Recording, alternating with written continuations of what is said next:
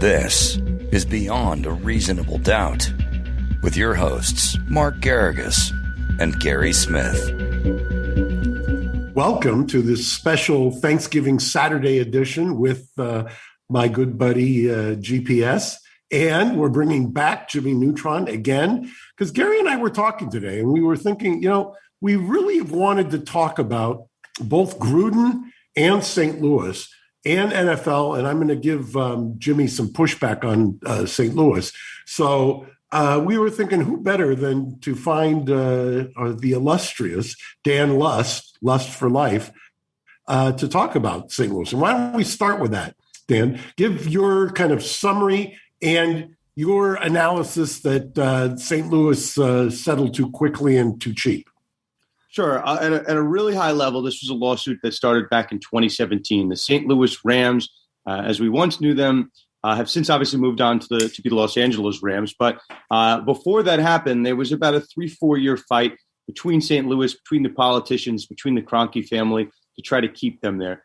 A lawsuit was ultimately filed alleging that the NFL didn't follow their proper relocation guidelines and essentially left with some alleged fraud, alleged lying to city officials.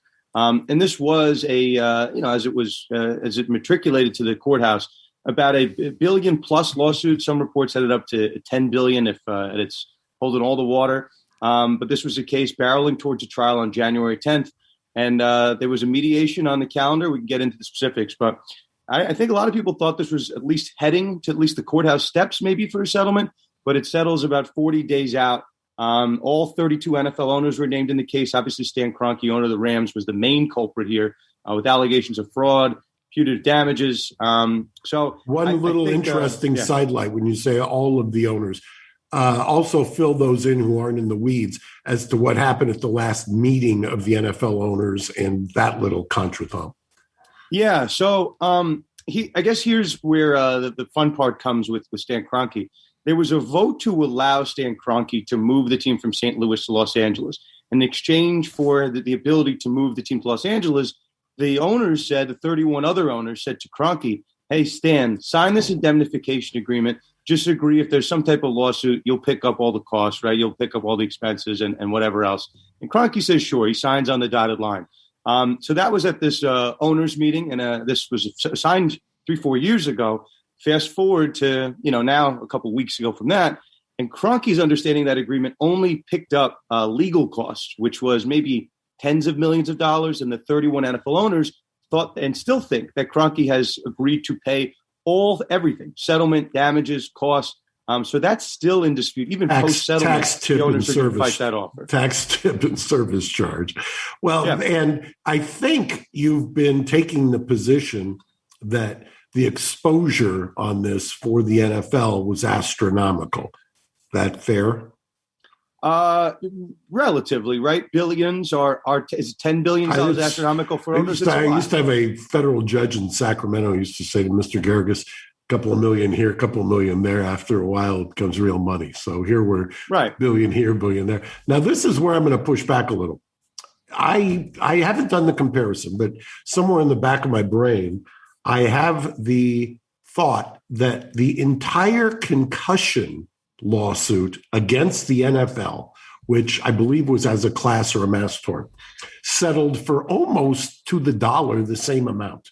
Is that right? I think that's about right. I can confirm that, but I think that's right in the same vicinity. Well, high 700 millions. I think, right. And obviously you lose the lawyer fees, but you're in the same ballpark.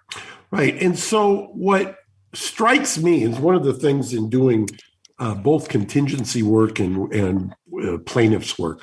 I've never understood why injuries. I mean, to me, you've got a whole class of people who were victimized by what the kind of the NFL's turning a blind eye, and maybe even worse in the concussion lawsuits. They're just people devastated by that stuff. Here you've got a city which lost a team, and I do find it a little ironic that politicians are complaining about being lied to.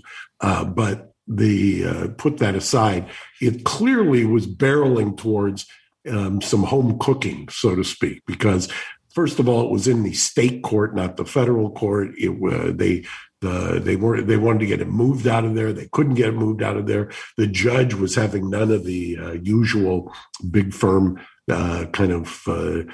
dance, and was sanctioning or threatening to sanction owners. And it was looking like, I would agree with you, it was looking like it was setting up to be a monstrous verdict. But, monstrous is in the eyes of the beholder. I mean, I remember I've gotten large 8 and 9 figure verdicts and settlements, and I've considered those monstrous. Here we're kind of talking about 10 figures that potentially could have been hit with. But they also could have tied that up for years in the appellate courts. God knows if it would have gotten reversed. I do find it somewhat ironic. My good friend, the Princess of Darkness, Amy Trask, has been saying the lawyers should cut down their fees. Well, that's interesting, but if they were working, shocking. Mark doesn't want to agree with that. Yeah, I'm going to tell you, I don't. There's another thing I've never understood. You come into my office and you want me to represent you on a contingency where you don't have to pay. Okay, you don't have to pay. You don't have to absorb any of the downside. I only win on the upside. Then when you win on the upside, then you say, okay, now I want to rejigger the deal. There's something about that that's distasteful to me. I'm personally shocked, Mark. If you're going to make it, if you want to participate, I always tell clients, by the way, if a lawyer tells you that he's not going to take it on contingency, that usually is a pretty good indication he doesn't think you've got a very good case. Right? I agree, Mark. And let me clean this up for you a little bit. It looks like the concussion settlement was $938. So 200-ish, 170-ish higher, so a little bit more. But I think originally it was less, and then there was some... Yeah, 765 originally, and then some rejiggering of that. Yeah, exactly. That was my memory, because I remember when friends of mine were involved in that, and I remember talking to him about it, and I know the mediator in that case, and he's exceptional. And I just think people underestimate the amount of money that is at a certain level. Yeah, absolutely. And it's interesting, some of the things that you guys talked about here with the NFL case in terms of trying to move out of state court and stuff like that. And that's going to dovetail nicely into our other story that we're going to cover today. But if there's anything else to say on the St. Louis front, Dan, please go ahead. No, I don't see Dan pushing back that hard. Come on, Dan. Well, Christmas isn't for another month, so you don't have to worry about bonuses or anything. We're getting there. I think the only thing to add, the reason that this was such a fun sports law story was if you really pushed that, if you really came away with a $5 billion verdict, there was a world where St. Louis walked away with an expansion team. If they said, hey, listen, you could pay us $5 billion, or we can give you a haircut on that, and you can allow us the 33rd NFL franchise. We don't get there. That's not any part of the settlement. And I think that's what's leaving St. Louis fans a little bit disappointed, that they never even got to the table of potential expansion franchise, because they settled, which it's still a big number, $800 million, but $800 million is not going to scare owners into awarding you an expansion franchise. That's, I think, a little bit of the disappointment on the fan side. Mark, can I ask one more question before we go on to our next story? Please. I definitely did not change my clothes to record this episode when I heard what our topics would be. Oh my God, look at that. This was completely unintended? Unintentional. No, we had talked by text, but I didn't know what you were wearing. This is Jimmy Neutron. Sure, this is what I wear on a typical college football Saturday watching Auburn and Alabama. But, Jim, I almost called him Jimmy. My name is also Dan. It's not Jimmy. For the people not watching on video, my name is Dan. But you can call me Jimmy. It's fine. All right, Mr. Lust Esquire, can you tell me why my beloved San Diego Chargers and the city that I love down in San Diego does not have a similar lawsuit? We had Oakland suing over this. We have St. Louis suing over this. What's up with the San Diegans? So I was tipped off here by a San Diego radio host, a good friend of mine, Steve Cannon. So, Oakland has a case that's up on appeal. It's coming back down now. Obviously, St. Louis gets $800 million minus the lawyer fees. And San Diego, I was curious of this, and a friend of mine told me that San Diego signed kind of a secret agreement, a full release not to sue the San Diego Chargers or any other third party relating to the team's relocation. So I found some good sourcing for it. I found Fox News San Diego reporting on it. I had never heard of this up until a week ago. So did they say what they got in trade for that? No, there's no details on it. But I know some good sourcing that it exists. I have no concept of what the consideration would be, but that seems to explain something, right? Why are they the only 3 teams moved to Vegas, the Raiders, obviously, and then 2 teams to Los Angeles, the Chargers and the Rams? Only one of them is not suing. So it makes sense that there was something preventing them from suing. Well, that's perfect for the Chargers. As I've talked about, their patented come from ahead losses and stuff like that. That's just peak Chargers right there, to have signed an agreement to just screw themselves out of potentially billions of dollars. Ugh. All right. Hey, you got Ryan Leaf. So that was your karma. Come back. It's all good. Yeah. Well, nonetheless. All right, let's move on to our other story that I am super excited about. Mark texted me earlier and said, "Hey, maybe we hit up Dan and we have him on and we talk St. Louis." And I said, if we're talking St. Louis and we're going to talk NFL with Dan, we're also talking Gruden, because I am salivating at this one. Gruden was the highest paid NFL ESPN personality, at least as far as NFL personalities go, in the time that he was not a coach, also known as the time that he sent these emails that got him fired. But that's a whole nother story. So presumably, if you talk about that and you talk about a guy who got 4 years through a $10 million a year, $100 million 10-year contract, and all of his previous work in the NFL, presumably this is not about the money. This is a principle thing for him. He doesn't like that he was done dirty, and now he's going to go after the league for it, and he's going to go after the team. And he is suing in Nevada, and because of something to do with the NFL, and Dan can fill me in on the exact details, about it being an association as opposed to an LLC, it's screwing the NFL over a little bit. So Dan, can you speak more eloquently than I just did, please? No, I think that's peak elocution. Elocution? Is that the word for it there? Eloquence. Peak eloquence. Yeah. So I guess a couple things. Certainly the NFL has not responded to that lawsuit yet. I imagine they're going to try to change venue to something a little bit more preferential. There is, you think they learned their lesson in St. Louis? Well, I was going to say it's interesting, right? St. Louis was home cooking, right? And for Las Vegas, it's not like anybody loves Jon Gruden anywhere, right? He's still being hit with these alleged anyone who say alleged racist emails, the emails spoke for themselves, right? So Jon Gruden's not really going to have home field advantage anywhere. So obviously the NFL is going to try to move that, but I think it's an interesting case. Tortious interference with the contract. That's where intentional. The fact that if they get to the bottom of the leaks, that to me is going to be the touchstone here, because that's going to have ramifications everywhere. And so I put up a poll, Mark and Gary. I think you'd appreciate this. Which is a more scary lawsuit for the NFL, right? The Rams or Gruden?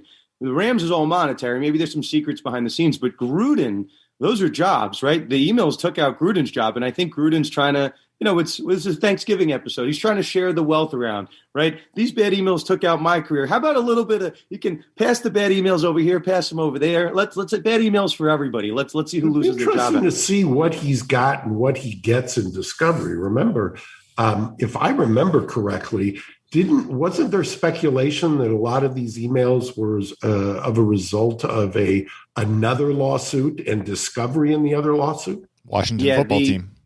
Washington football team. And then if there's a really fun element of this, 650,000 emails were all tied to the Washington football team investigation, but they were all either in the inbox or the outbox of their president, Bruce Allen. So that was not the full organization. It was just one guy's emails. And then you ask yourself, why are just the whole investigation involved one guy's emails with the organization with 100 people?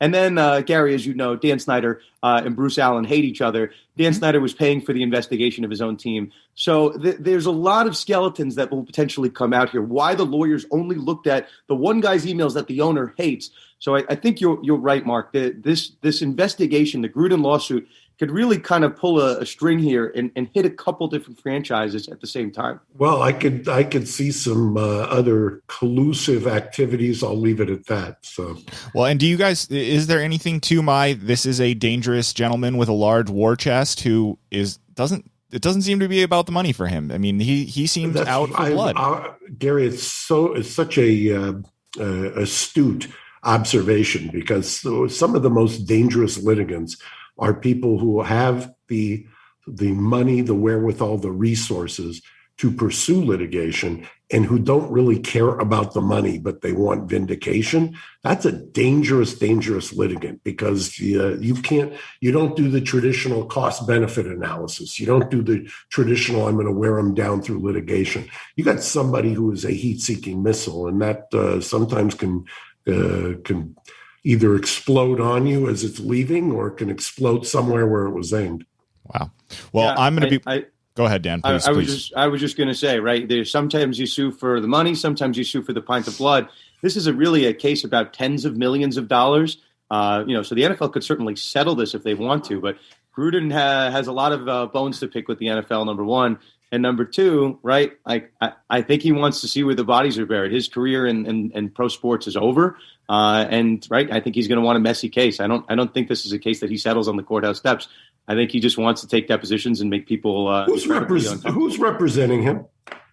I could look it up. It's not a name I think in our circles, Mark. Okay. Well, if it is, we'll come back, and on Tuesday you'll hear about it. Sorry, I was trying to Google it quickly, and I didn't quite get there. So I think we might have to just go without as I try to read quickly.